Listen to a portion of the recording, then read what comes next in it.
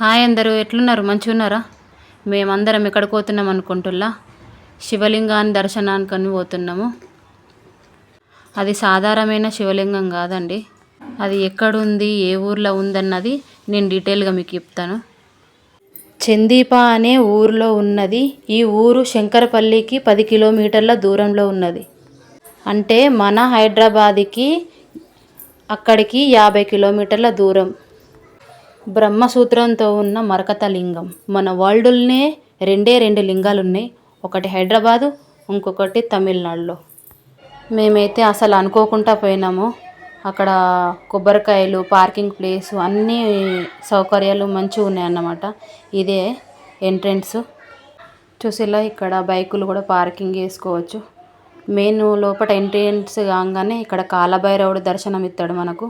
ఈ కాలభైరవుని దగ్గర ఒక రాయి ఉంటుంది అన్నమాట.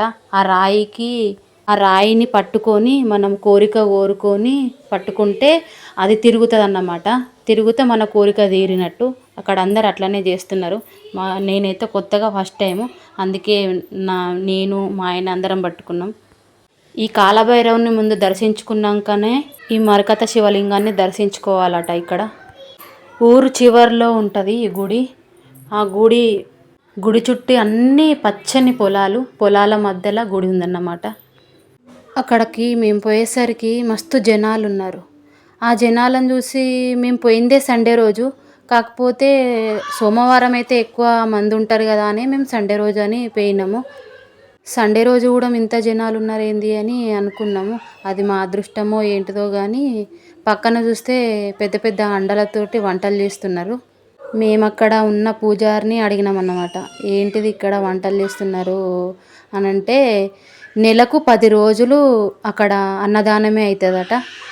ఎప్పుడెప్పుడు అంటే ప్రతి ఆదివారం, ప్రతి సోమవారం, ప్రతి పున్నము, ప్రతి అమావాస్య అన్నట. అంటే నెలకు 10 రోజులు అక్కడ అన్నదానమే జరుగుతుందట ఆ గుళ్ళో. అందుకే అందరు అంటారు కదా, శివుని ఆజ్ఞ లేనిది చీమైనా కుట్టదంటారు కదా. ఆ దేవుడే మమ్మల్ని పిలిపించుకున్నాడేమో. మేము అనుకోకుండా పోయినందుకు మాకు మంచి దర్శనం అయింది. మంచిగా అనిపించింది. అక్కడ పూజలు, అభిషేకాలు, భజనలు, ఇక్కడ కోరుకున్న కోరికలు నెరవేరినాయని మస్తు మంది అక్కడ ప్రసాదాలు అండికొచ్చి చేతులలో అందరికి పెట్టిళ్ళన్నమాట.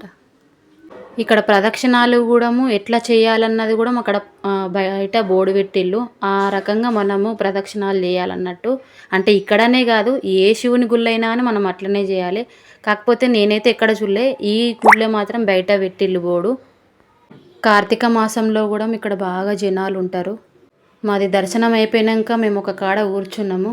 అక్కడ పక్కన భజన చేస్తున్నారు. మేము వాళ్ళకి అడిగినాము, ఇక్కడ భజన చేస్తున్నారు, మరి అది భజన చేయడానికేనా అని అడుగుతుంటే, లేదు ఇది వినాయకుడిని విగ్రహం పెట్టడానికి, వినాయక చవితి నాడు వినాయకుని తెచ్చి పెడతాం కదా, దానికి కట్టిన ఇది, దాని కొరకు కట్టిల్లట.